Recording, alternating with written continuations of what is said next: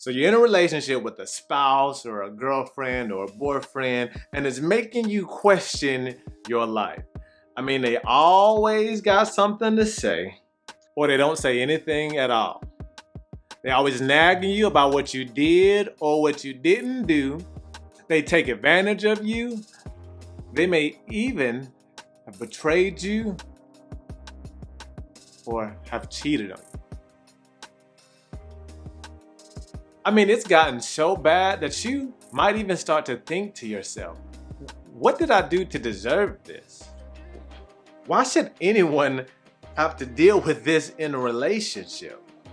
So you go to the Bible to get some answers for your current state of affairs. And if you're diligent enough, you'll eventually come across the book of Hosea. And as you're reading in Hosea, you read the first few verses, and the first few verses say, when the Lord began to speak through Hosea, the Lord said to him, "Go, marry a promiscuous woman and have children with her. For like an adulterous wife, this land is guilty of unfaithfulness to the Lord." So he married Gomer, daughter of Diblaim, and she conceived and bore him a son. And soon after, you start to think to yourself, am I like Hosea? Is God punishing me through this relationship? And your wheels start to spin, because if God made Hosea do it, then maybe you might be in the same boat as him. So the question that we end up asking ourselves is this: does God punish us through our bad relationship? And this is a common question that disciples of Jesus Christ ask. But even if you aren't following Jesus, people wonder this. I mean, we all think and wonder to ourselves, why is this happening to me when we're in a bad relationship? I mean, what did I do to deserve this? So in order to answer this question, we need to take a more thorough look into the book of Hosea. Now, if you haven't watched my video yet on how to read the Bible, understanding the difference between context, meaning, and significance, that video could be a great help to you when working through Hosea. But if we were just to summarize the video, basically, in order to understand if a Bible passage applies to you, then you've got to understand the relationship between context, meaning, and significance. Now, the context of Hosea is this. Hosea was a prophet who lived in the country of Israel, which he sometimes referred to as Ephraim, after it had split from Judah. And he lived there during the reign of King Jeroboam II, one of Israel's worst kings. And so because of this, Hosea is pleading and asking Israel to turn back to God, turn back to God. And so he's begging them to come back to God. And so because of this, he writes a lot in poetry to get his message across. Following this context, what did Hosea mean in the first few verses of his book is this: God told Hosea to marry Gomer. Simply put, he obeyed God. God told him why he wanted to marry Gomer before he married her. Just as Gomer was a promiscuous woman, so Israel had been a promiscuous nation. This marriage to Gomer was a prophetic act for the nation of Israel to see. They were the promiscuous people to God. So Hosea's marriage reflected the heart of the Israelite nation. So if that's the meaning, how does this passage have any significance to you or to me? Or if I were to frame it another way, is God punishing me through my bad relationship? Well, to ask that, we first need to ask the question or answer the question, was God punishing Hosea through this bad relationship? Well, not necessarily. God used Hosea's marriage to Gomer to get the attention of the nation of Israel. So Hosea's marriage wasn't really even about him.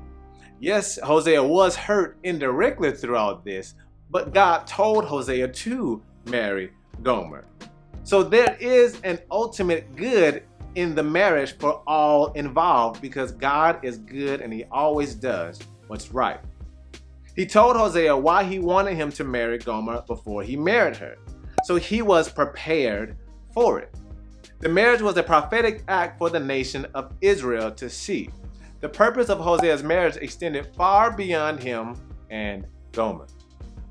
If these things don't apply to you, which more than likely they don't, then God's not punishing you through a bad relationship. Your relationship isn't a prophetic act to any nation out there. God's not punishing you through a bad relationship. You might just be in a bad situation. But that doesn't mean that things can't get better. Unfortunately, many people stop reading through Hosea after chapter 1. And that's sad, because when we do that, we miss out on learning about a generous and just God and his faithful and good ways. Because of years and years of sexual immorality and rebellion and idolatry, witchcraft, marginalizing and victimizing the poor, God gave Israel the destruction that they were so desperately craving. He separated himself from them and allowed them to be judged. So I'm not even saying that you have to stay in an ungodly relationship. Even God separated himself from Israel during this season of selfishness and wickedness. But once that season was over, God reconnected to Israel because he had a promise to fulfill to their ancestors. God made a promise to Abraham. He made a covenant with Israel after they had left Egypt. He made a promise to David, and he was going to make sure that he kept his word. Did you make a promise to the person that you're in a relationship with right now? If so, now would be a great time to revisit that promise, because that's exactly what God did. God revisited his promises and his commitment to Israel. He promised that every nation on earth would be blessed through them and through their king. Despite their evil and rebellious and wicked ways, God was not going to go back on his word. So he, when the time was right, reconciled with Israel.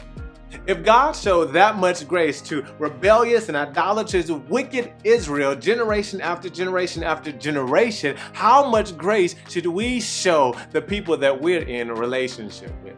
And no, this isn't a reason for you to stay in an abusive relationship. This is a reason for you to fight for a godly relationship with patience and with grace.